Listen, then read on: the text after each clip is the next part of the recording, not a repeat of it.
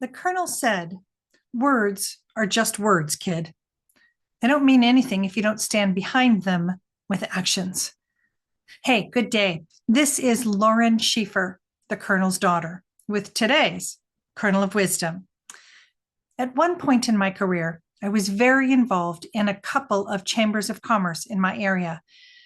As my travel increased, though, I knew I needed to trim down my obligations to be more effective for my business. The decision of which chamber to let go was difficult because I liked them both. One particular chamber had just gone through a lengthy search process to find its new staff president. This new president talked about how valuable the membership was to her and how eager she was to get to know each of us personally. I read everything she'd written, trying to find a glimpse into her character and authenticity, knowing that she would invariably set the standard for that chamber going forward. At her first event, I introduced myself. We had a brief conversation, during the entirety of which she was looking over my shoulder at other people in the room. Now, though she met my eyes periodically on the way from looking over one shoulder to the other, it was never meaningful or focused. At breakfast, she said a few words from the podium before introducing the speaker, who was a member of the chamber. After mispronouncing his name, she gushed apologies and said she couldn't wait to hear what he had to say.